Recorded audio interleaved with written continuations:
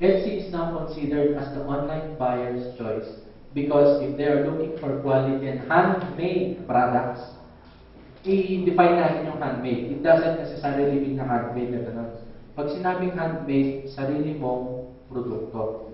Kung bakit sumisikat ang Etsy, because if you buy from Etsy, you are sure that you are buying from the manufacturer. Ganyan. You are buying from a person deeply involved within the business. If you are buying from eBay, you are buying from a third person, a distributor, a retailer. Ganun na yung concept eh. Pero pagdating sa Etsy, ang mga buyers ng Etsy, they really gumagasto talaga. Gumagasto. Okay? Now, there is a very big potential for onliners in the Philippines. Tingnan niyo ito People who use the internet at least 3 to 5 times a week. 3 to 5 times a week. Every day. Yeah. 24 hours. Sayang. Tingnan niyo ito. Hindi lingid sa inyo, I'm an onliner. And I'm also 24/7 sa Facebook. Kung hindi ako naka-log sa Facebook, nasa vlog ako nagmo-monitor. Okay, nasa Etsy ako nagmo-monitor. Pero hindi ko pinapabayaan, ni-standby lang ako sa Facebook. Ayaw tumanda na Facebook lang ang kaharap ko. Okay? Since nagpa-Facebook din kayo, gamitin nyo yun para magnegosyo kayo. Yung time nyo, hatiin nyo lang. Hatiin nyo lang. Kunyari, isang oras kayo nagpa-Facebook, 30 minutes kayo gumawa ng article para sa vlog nyo. Just imagine, kung 7 days a week na naka-online kayo, 30 minutes of that time to create an article, write an article, is 7 articles in a week. Diba? That is 365 articles in a year. And considering, tignan nyo ako, ang articles ko sa Word is less than 100. And yet, kumikita yung vlog ko ng at least $2, $3, $4 a day.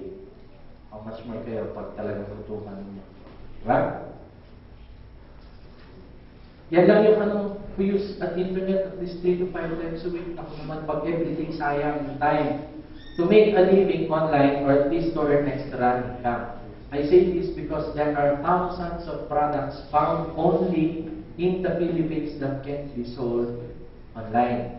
All you have to do is find out what is available in your area, scout the prices, talk to producers and local sellers, then sell online.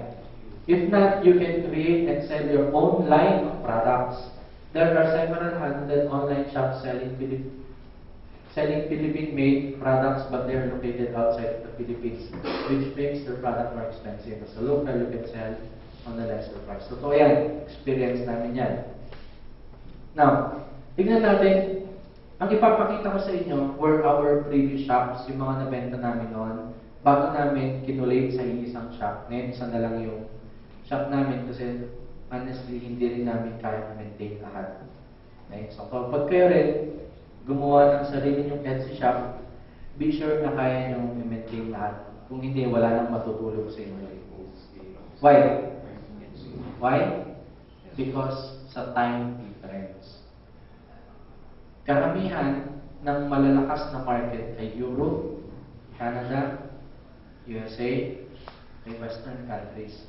Ang problema, yung time na gising sila, tulog tayo.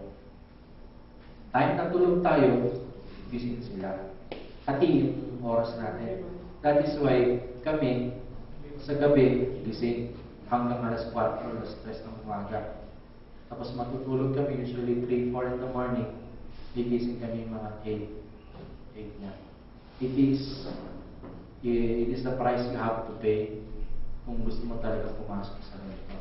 But, the money is good. The money is good. Anyway, ang papakita ko sa inyo yung mga pinag-experimentuhan namin ibenta. Ngayon, gusto ko lang ipakita sa inyo na merong market sa bawat product. There is a buyer for every product. Tandaan niyo yan. Hanapin lang ninyo. At ang paghahanap niyan, naka-classify na, naka-niche na, okay, sa Etsy. Ano yan? who would say na fine phones nabibili online. Bakit? Kasi merong mga countries na walang fine phone at gusto nila magkaroon ng fine phone para sa kanilang fine Christmas tree. So, anong choice nila? Bibili nila. Okay? Beads, paper beads. Well, ito hanggang ngayon, ginagawa pa rin namin yung paper beads. Maganda pa rin na business yan eh. Right? Ano yan? Nakabilog. Recycle product na basura. Cycle. Yun. Taas. Shell. This one. Maliit na bigao. Di ba? Magkano yan sa ano? Magkano yan sa atin? Libre? Pinimigay? O, 60, sabi ni ma'am dito. Any more price? If the price is right, yun. Binenta namin ng $50. Sinod naman. Okay? Paper beads, ayan. Nag-experiment din kami ng bangles. Alam niyo yung bangles? Di ba may mga brown na bangles lang? Yung plain. Ang ginawa namin, kumuha kami ng mga map. European maps ang kinuha namin. Kasi kailangan mag-niche ka rin ng country. So, ang niche namin, Europe. Ano yung mga countries ng Europe? So, kumuha kami ng mga maps ng Europe. Pinunit-unit namin. Tapos, pinagdikit-dikit namin, nagtigisan. Tsaka namin binarnishan para subilang, para kumintab. Okay? Pag may maghanap, kunyari, ethnic bangle coming from Europe. Tapos, ang concept ay kunyari England. Lalabas yung picture ng product niya. See? Nasa pag-niche lang. Pero kunyari, yung map mo ay bahala na. Maghanap ako ng anong map. Kumuha ka ng map ng US, map ng state ng US, map kunyari ng Asia. Ay, naku, ang gulo. Pero kung lahat ng ginawa mong bangle ay concentrated sa isang region, mas malaki ang chance na mabibili yung bangle mo. Okay? And, nakita nyo may ganyan-ganyan. May star. Lagi ko pinagmamayabang. Ito yung first sale namin sa Etsy. Hanger. Vintage map adult size. Sabi pa niya. Di ba meron tayo yung mga wooden hanger? Okay, ang ginawa namin, pinagpupunit namin yung, alam niyo, yung World Book Encyclopedia. Familiar pa kayo doon? Huwag nyo gagawin ito, pero ginawa namin. Di ba daming maps doon? Nagpupunit namin yung mga maps. Kasi ang mahal kaya yung map na gano'n. Tapos pinagdikit-dikit namin, saka namin binarnisan. Yan. Tapos sinubukan namin faucets. $100 plus ang bili nila for 5 pieces. We were so overwhelmed. It was the first sale that we have and hanger fight from the Netherlands. See? Your first sale is your lucky sale. Parang yung sinasabi ko si Mr. Abreu, nakapagbenta sila ng product nila, tuwang-tuwa siya. Kasi pag na-hit mo yung first sale mo, yan eh, dire-diretso na. Okay? Now, of course, eto rin yung earrings na made out of paper beads, ganyan. Eto naman, yung mga plain na boxes, I tell you, high-tech na ang collectors ng stamp ngayon. Di ba may mga avid stamp collectors? Dati, nagko-collect sila, nilalagay doon sa parang album. Hindi na ngayon. Pag yung collection na ng stamp, nilagay mo sa isang artwork, katulad, kunyari nito, kinulage mo siya, mabibili. Eh yun eh, kung meron kang supply ng stamps. Okay? Yan, earrings din. Ito, ang dami naming nabenta dito. Ay, ang dami dito sa market. Yung bulak-lang na plastic. Alam niya yan? So, ang ginawa namin, kalat lang yan sa bahay. Sabi ko, nagamit kasi sa isang okasyon. Sabi ko, saan natin gagamitin ito? Itapo natin. Sabi naman ng misis, hindi, benta natin. Ayan. So, pinicture-picturean namin. Di by color. Malay mo ba naman, nabili. Sinit namin. Sinit pa rin namin. Nabenta eh. Diba? Ayan ulit, yung mga bowl, tineco patch namin, Europe ulit ang style. O ito,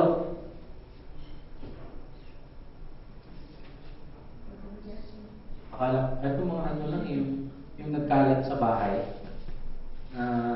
Talagang sabi ko nga, there is a buyer for every product. Okay? O meron pang mature audience only.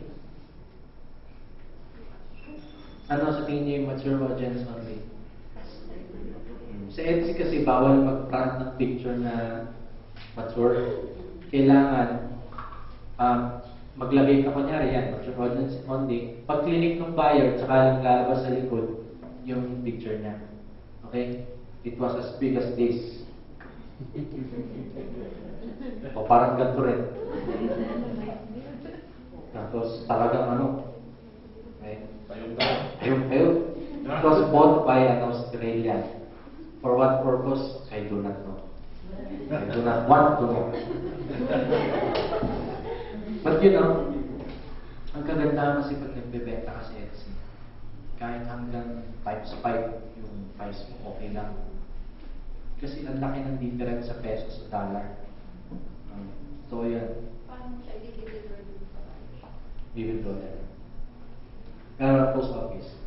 Ito, how much is this sa Maharlika? 30, 25, 20. Uling tawad, bibigay sa'yo 20. Ito, yan sa Maharlika. 3, 4, 20 yata. Ganun. Oh, ito sinubukan ko lang food supplement. Pumasok din, yung one to men. But, anyway, I have a separate vlog for that. Sinubukan lang namin experiment. Okay, ayun, yung kamay na ashtray, bundles, ito. Ano itong mga to? Recycle. Yan ang bago naming ngayon project ni Mrs. Yung gawa ng plastic bag.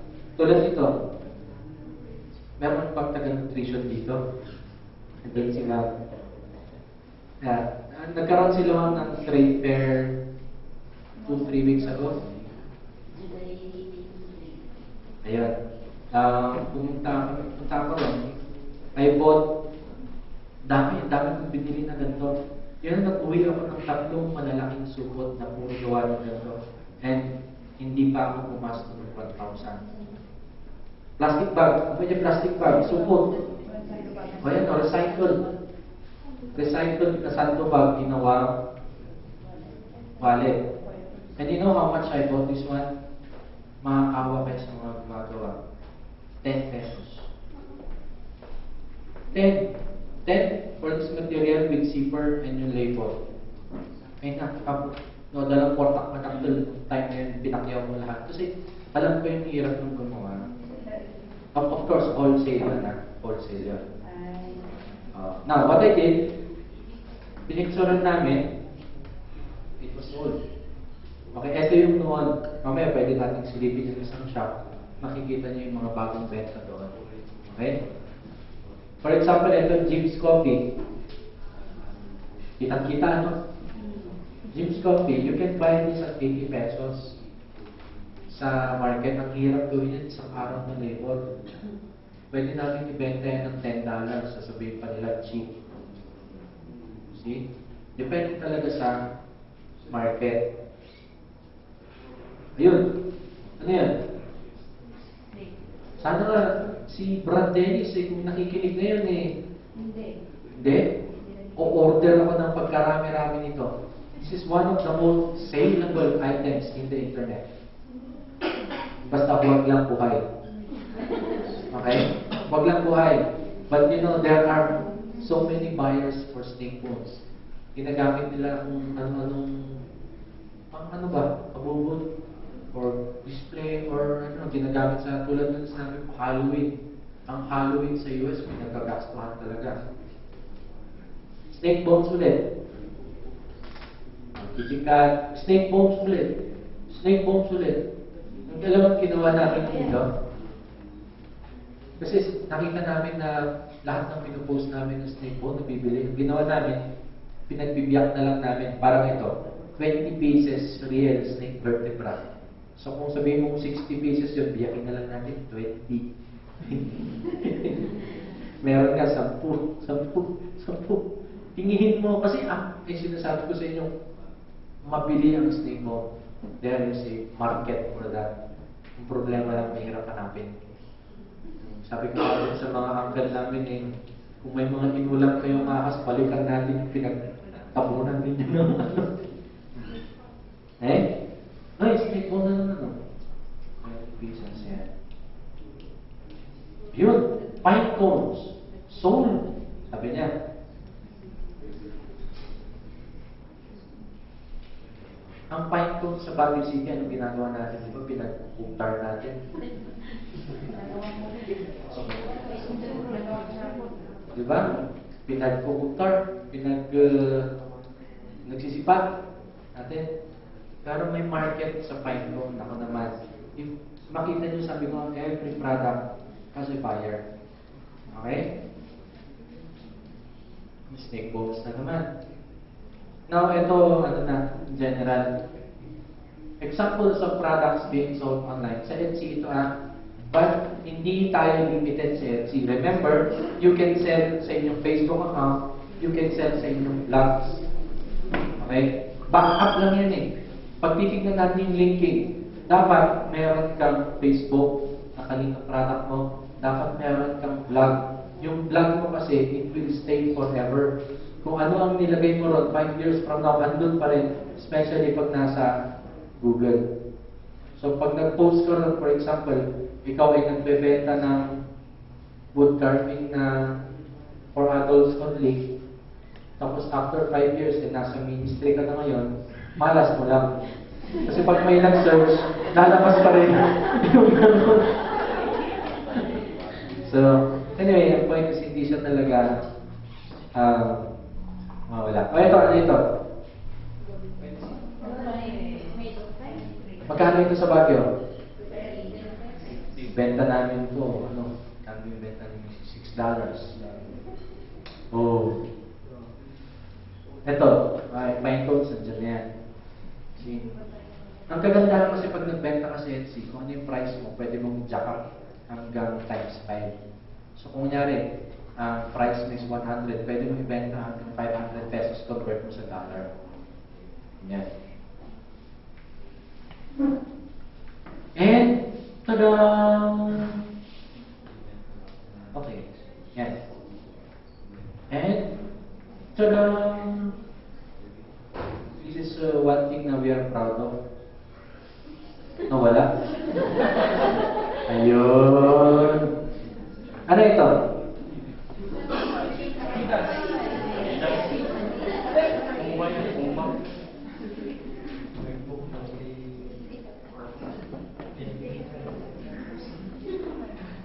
Tulad na sinabi ko sa inyo, there is a buyer for every product.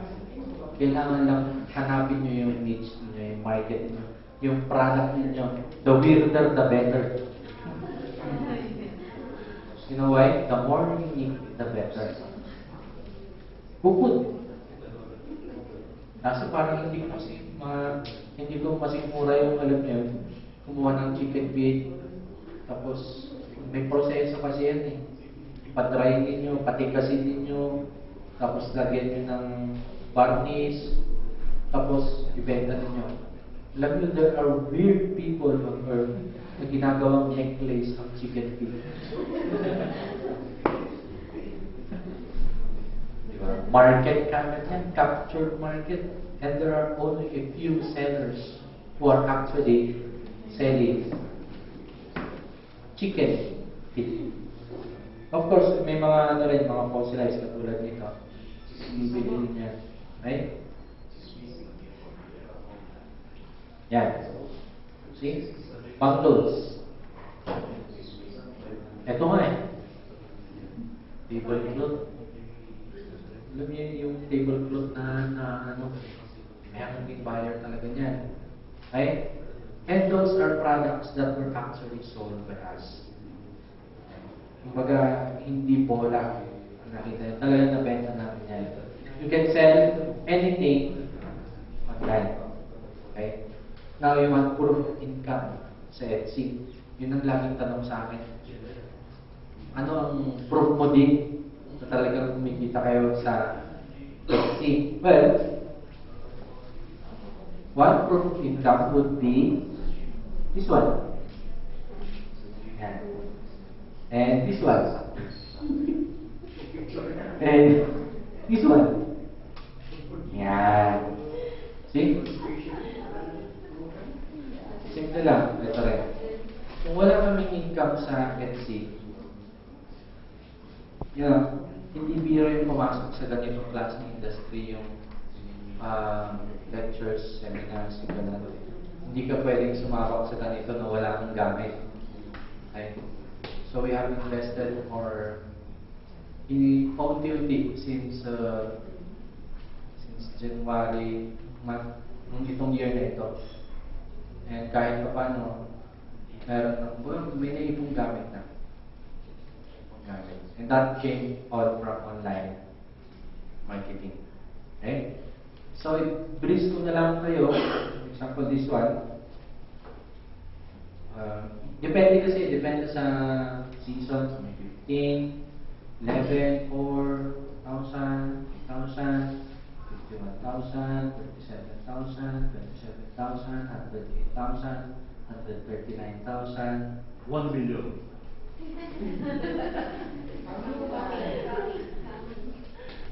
Hindi bigger, pero yes, na-hit na namin more than. Thing is, sa online marketing, kung talagang sabihin lang ninyo, find your right market for it. Meron. And because of online marketing also, I've been into the marketing industry too long. Pero hindi ko na-hit yung gusto ko as compared sa nagawa namin sa online marketing. I tell you, because of online marketing, napapagawa na namin yung bahay namin. Ayan, came from online marketing. And doon ko rin nakita ang value ng pera. I saw the value of money, and I will share it to you right now. Ang value ng pera sa Philippines, hindi siya kasing valuable dun sa tingin mo. Eto, 100,000 sa tingin nyo, malaki yan, maliit. 200,000. 300,000. Pero sa isang nagtatrabaho na OFW, malaki ba yung 200,000 na ipon? Kasi, ang hirap makapag-ipon. Di ba? Pag ikaw ay nagtatrabaho abroad, dahil more often than not, fact says that OFWs working abroad are sending 80% of their money monthly. Fact yun. May study yan. See? So, pag makapag-ipon sila ng 200,000 pabalik, swerte na yun. But nakita ko yung limit ng value ng 200,000. I saw it. Yung pinapagawa naming project, right? We spent almost $1 million for that project. Ang natapos lang namin poste. Yes. Yung poste lang, tsaka yung slab. Wala pa. Ay nako, when we were starting, meron kaming ipon na 250. At sabi ko sa sarili ko, ang yaman na natin, meron tayong 250,000. Wow! Baka kapag patayo ako ng bahay, bibili ako ng sasakyan. Nak pati. Nung sinimulan namin yung project, 2 poste pa lang yung natapos. Wala na. So, walang value ngayon ng ganong klaseng kalaking pera. So, my advice now, okay, kung meron kayong ganong klaseng amount, invest wisely. Huwag sa ano dyan na hindi maintindihan. Okay? So, if I have done it, a person na walang background sa IT, okay, ang background ko lang ay madada at guts. Tapak ng loob, atao. Yun lang naman ang puhunan dito eh. Kasi kung hindi ka gutsy na gawin ng online, ay nako. But if you will start, you find your product, pwedeng yung nangyari sa akin, mangyari din sa inyo. Unlimited ng online marketing. Okay? Now, we have the 1/3 rule of online income. Kailangan pag-aralan din ninyo ito. Ngayon pa lang, i-practice na ninyo kahit na hindi sa online. 1/3, 1/3, 1/3. Normally, basic lang ito pati sa negosyo. Kahit na hindi online, kailangan practice. Kung ang puhunan mo ay 100,000, okay, at kumita yan, whatever the amount na sinasama mo sa following month, practice the 1/3 rule. 1/3, i-roll mo sa product and supply. Okay? May mga biyak-biyak pa yan. Pwede nyo paglaruan, kaya basic. Ilaro nyo sa product and supply. 1/3, handling and shipping, cost ng expenses. 1/3, yung gain. Okay? This is your actual money. At dito nyo kukunin lahat ng family expenses, ang pagpunta nyo sa beach, okay, ang luho nyo sa buhay, dito manggagaling, hindi manggagaling dito. At ang maganda pa niyan, pag may sobra dito, dalawang gawin nyo. Pwede nyo ibangko or pwede nyo i-up sa capital nito. Okay? Basic na cash flow.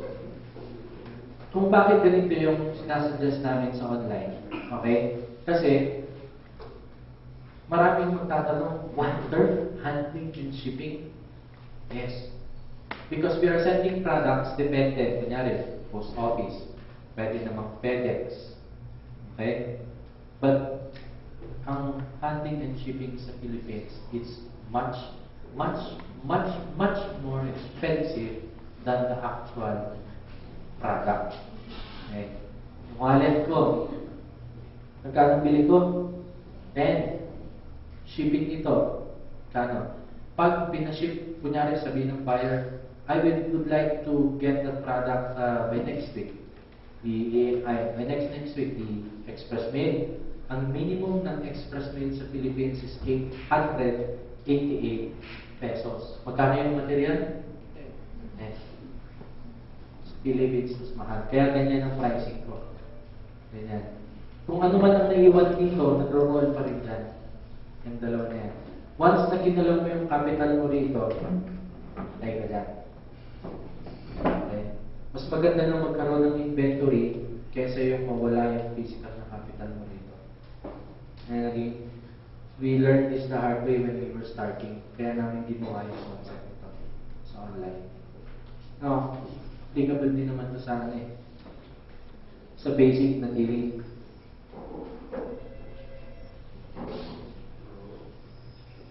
Okay. Search engine optimization. Medyo sa last part ito. Kasi pag sinabi mong SEO, paano mag-rank yung blog mo against on others? Ito yung kanina yung label. Yung label na yan. Okay? Sa blog. So nakalagay dito, there are hundreds of thousands of information. Yan.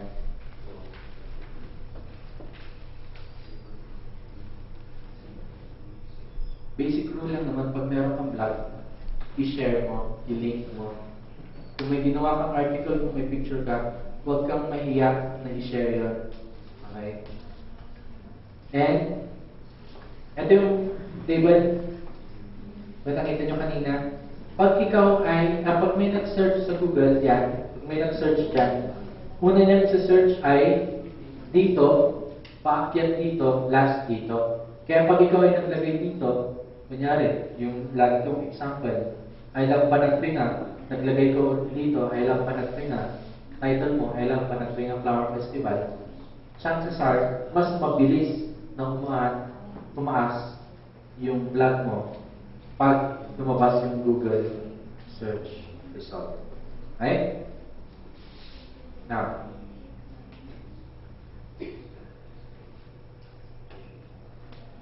may mga pameke rin dito. May mga pameke.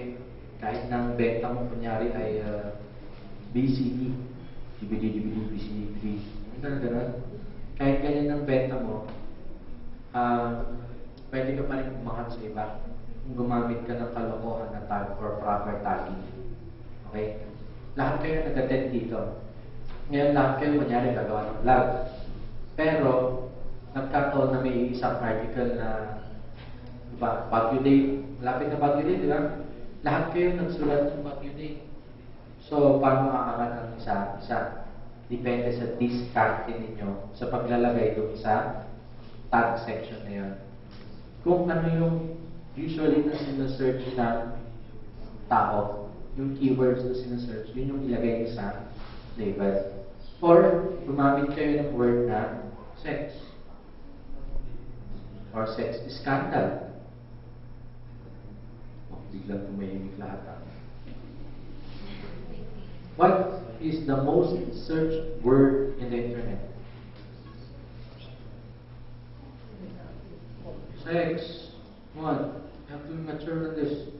Sex. And what word follows the word sex? Scandal. And what word follows the word scandal? Location. Oh. Ito, biro-biro lang ah.